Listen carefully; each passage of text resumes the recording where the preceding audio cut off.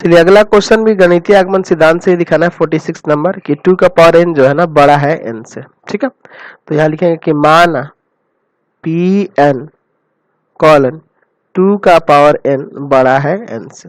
ठीक है, अब क्या लिखेंगे, स्टेप पहला, जब n बराबर 1, यानी कि यहाँ हो जाएगा 2 का पावर 1 इज बड़ा ग्रेटर देन 1, यानी कि हो जाएगा 2 बड़ा है 1 से, तो ये सत्य हो रहा है ना, P1 सत्य है। ठीक है, स्टेप सेकंड क्या होगा आपका, माना कि P के सत्य है, तो यानी कि हो जाएगा 2 का power k is greater than k। ठीक है, k क्या है, यहाँ k एक प्राकृतिक संख्या है, इसमें प्राकृतिक संख्या को माना जाता है ना। चलिए साबित करना है कि pk प्लस 1 भी सत्य है। चलिए तो यानी कि हो जाएगा 2 का power k plus 1 is greater than k plus 1, ये आपको दिखाना है। ठीक है, चलिए इसके सॉल्यूशन के लिए देखिए क्या करेंगे, हम लोग इसको एक मान लेते हैं।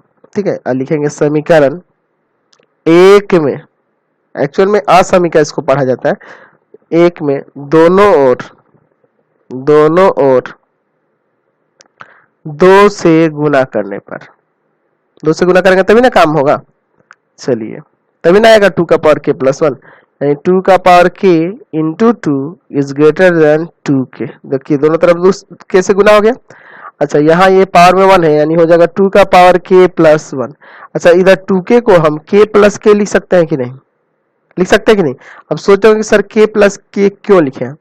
अच्छा यहाँ देखिए ये जो k जो रख रहे हैं, यह k का मान क्या होगा, तो यह k का मान 1 होगा या 1 से बड़ा होगा, क्योंकि प्राकृतिक संख्या है ना k, तो k का मान 1 होगा या 1 से बड़ा होगा। तो अगर हम दोनों तरफ k जोड़ दें, यानी k plus k is greater than 1 plus k हो जाएगा, या ऐसे भी लिख सकते हैं कि 2k इज ग्रेटर देन और इक्वल टू k प्लस 1, यानी 2k जो होगा 2k वो बराबर होगा k प्लस 1 के या उससे बड़ा होगा, यानी कि निष्कर्ष ही ना निकला कि 2k plus 1 is greater than. अब देखिए यहाँ देखिए कि ये 2k जो है या तो k प्लस 1 के बराबर है या इससे बड़ा है, तो बड़ा है तो उससे तो ये बहुत बड़ा हो जाएगा, है ना। तो यानी कि यहाँ हम लिख सकते हैं कि k प्लस 1 से बड़ा है कि नहीं। जब 2 फिर से देख लीजिए 2k जो है बड़ा है या बराबर है k प्लस 1 के, बराबर है तब भी इसको हटा के k प्लस 1 लिखा जा सकता है, और जब इससे ये बड़ा है 2k, जब इससे बड़ा है तब भी यहाँ लिख सकते हैं, क्योंकि ये तो और बड़ा हो जाएगा ना। तो यहाँ से आपको साबित हो गया कि अतः p के सत्य होने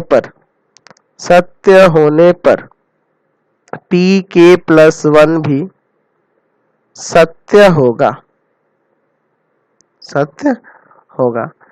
अतः यहाँ से लिख सकते हैं कि इसलिए सभी प्राकृत संख्या n के लिए Pn सत्य है। समझ गए। चलिए ये आपको क्लियर हो गया।